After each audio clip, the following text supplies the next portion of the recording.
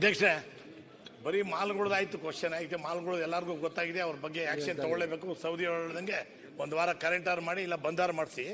But ಇಲ್ಲಿ ಬೇರೆ private ಕ್ಲಬ್ಗಳಿದ್ದಾವೆ. ಇದು ನಮ್ಮ ಬೆಂಗಳೂರಿನಾಗೆ ಸೆಂಚುರಿ ಕ್ಲಬ್ಬು, ಬೋರಿಂಗ್ ಕ್ಲಬ್ ಅವೆಲ್ಲ ಟೀ ಶರ್ಟ್ ಹಾಕೊಂಡು ಹೋಗ್ಬಾರ್ದು, ಚಪ್ಪಲಿ ಹಾಕೊಂಡು ಹೋಗ್ಬಾರ್ದು, ಕೋಟ್ ಹಾಕೊಂಡು ಬರ್ಬೋದು. ಭಾಳ ಕಡ್ಡಾಯ, ಭಾಳ ಇದು ಮಾಡ್ತಾರೆ, ಕಂಡೀಷನ್ ಆಗ್ತಾರೆ. ಅದ್ರ ಬಗ್ಗೆ ಕೂಡ ಕ್ಲಬ್ನವ್ರು ಕೂಡ ಮೇಲೆ ಕೂಡ ಆಕ್ಷನ್ ತಗೊಂಬಂತ ಮೊನ್ನೆ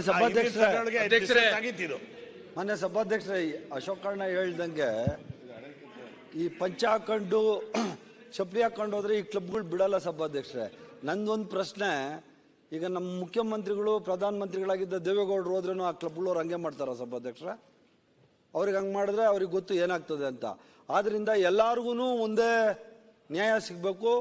ನೀವು ಈ ಪೀಠದ ಮುಖಾಂತರ ಒಂದು ಆದೇಶ ಕೊಡ್ಬೇಕು ಸರ್ಕಾರಕ್ಕೆ.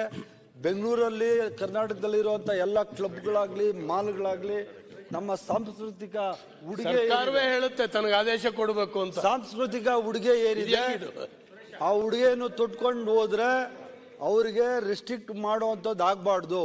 ಅವ್ರಿಗೂ ಎಲ್ಲಾರ್ಗೂ ಸಿಗುವಂಥದ್ದು ಸವಲತ್ತು ಸಿಗ್ಬೇಕು, ಅವ್ರಿಗೆಲ್ಲಾನು ಒಳಗಡೆ ಬಿಡಬೇಕು ಅಂತ ಹೇಳ್ತಾರೆ ಸಭಾಧ್ಯಕ್ಷ.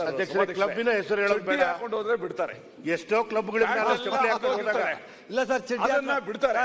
ಚಡ್ಡಿ ಹಾಕೊಂಡು ಹೋದ್ರೆ ಬಿಡದೇ ಇದ್ರೆ ಇಲ್ಲ ಸಭಾಧ್ಯಕ್ಷರೇ, what message that particular mall R any other mall ಈ ಸೈಡ್. ಆಮೇಲೆ ಸುರೇಶ್ ತಾವು ಹೇಳಿದ್ರಲ್ಲ ಕ್ಲಬ್ಸ್ ಅಲ್ಲಿ ಬೋರಿಂಗ್ ಕ್ಲಬ್ಗೆ ಬಿಡೋದಿಲ್ಲ. ಯಾಕೆ ಹೋಗ್ತೀರಾ ಕ್ಲಬ್ ನೀವು? ಏನ ಅಕಸ್ಮಾತ್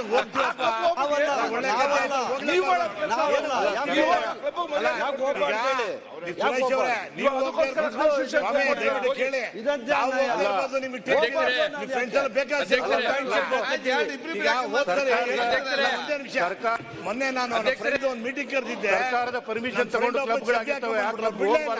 ಅವ್ರು ಹೋಗಿ ಕಮರ್ಷಿಯಲ್ ಒಂದು ಶೂಸ್ ಹಾಕೊಂಡು ಒಳಗೆ ಬಂದ್ರಪ್ಪ.